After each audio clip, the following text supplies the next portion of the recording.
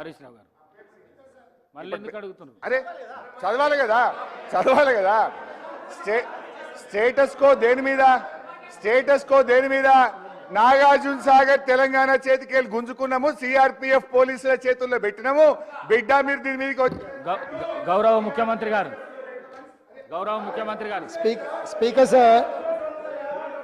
Speaker sir మీరు mic ఇస్తే ఆ అవకాశాన్ని క్లారిఫికేషన్స్ అడగడానికో లేకపోతే వివరణ ఇచ్చుకోవడానికో ప్రయత్నం చేస్తలేరు. తిరిగి ఆరోపణ చేయడానికి ఆ సభ్యుడు దుర్వినియోగం చేస్తున్నాడు. ఈ సభ ద్వారా తెలంగాణ ప్రజలకు ఒక అంశాన్ని స్పష్టంగా నేను play చేయదలుచుకున్నాను. 2023-24 government of Telangana policy statement on the demand for grant on irrigation and command area development department for 2023 and 24 demand number so K Chandrashekar Rao chief minister.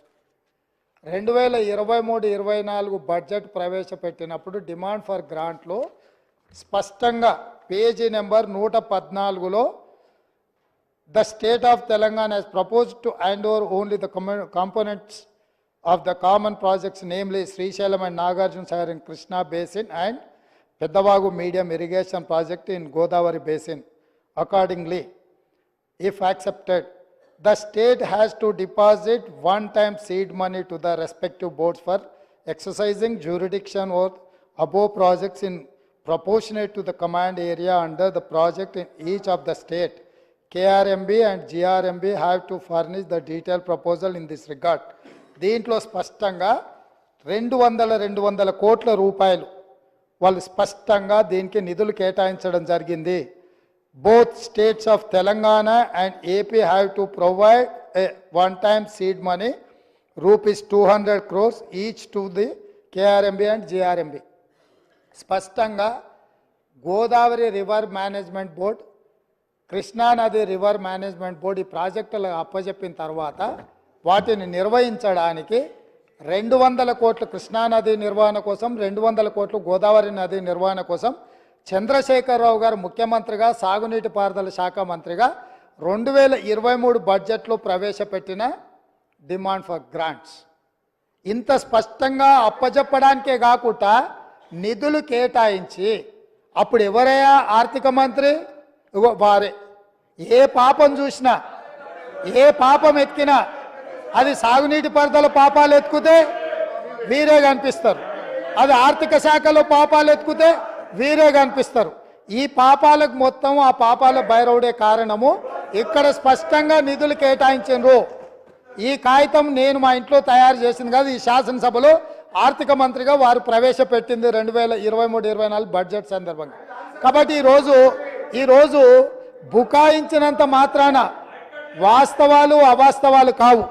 నేను తమరి అనుమతితోనే మా మంత్రి ఉత్తమ్ కుమార్ రెడ్డి గారికి నేను విజ్ఞప్తి చేస్తున్నా, 12 తారీఖు నాడు ఈ కృష్ణానది జలాల మీద పూర్తి స్థాయిలో చర్చకు వారు ముందుకు రావాలి. మీరు తమరు కూడా దయచేసి అనుమతి ఇవ్వాల్సిందిగా నేను విజ్ఞప్తి చేస్తున్నా అధ్యక్ష.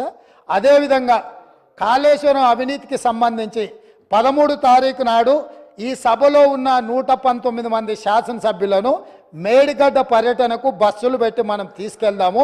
అక్కడ వారి అందం సందం, ఆ మేడి పండు బిస్కుతే పొట్టలు ఎన్ని పురుగులు ఉన్నాయో మొత్తం తీసుకెళ్లి చూపిద్దాం. దయచేసి తమరి ద్వారా ఈ సభలో ఉన్న 119 మంది శాసనసభ్యులకు, శాసన మండలిలో ఉన్న 40 మంది శాసన మండలి సభ్యులకు 13 తారీఖు నాడు ఉదయం 10:30 గంటలకు 13 తారీఖు నాడు ఉదయం 10:30 గంటలకు ఈ శాసనసభ నుంచి అందరం వెళ్ళడానికి సంపూర్ణంగా ఏర్పాట్లు మా ప్రభుత్వం చేస్తుంది. ఈ రాష్ట్రము, ఈ ప్రజలు ఈ నీళ్ల కోసం, తెలంగాణ సాధన కోసం సావు నోట్ల తలకాయలు పెట్టిన పెద్దలు కల్వకుంట్ల చంద్రశేఖరరావు గారు కూడా 12 తారీఖు నాడు డిస్కషన్లో భాగస్వామ్యం తీసుకోవాలి. 13 తారీఖు నాడు కాళేశ్వరం పర్యటన కూడా రావాల్సిందిగా ఈ వేదిక మీద నుంచి వారికి మా ప్రభుత్వం ఆహ్వానం పలుకుతుంది. మీరు వారికి 12 నాడు చర్చలో పాల్గొనడానికి, 13 నాడు కాళేశ్వరం పర్యటనకు మీరు ఆదేశాలు ఇవ్వాల్సిందిగా ఆ సభ్యుడికి తమరికి విజ్ఞప్తి చేస్తున్న అధ్యక్ష. పాయల్ శంకర్ రెడ్డి.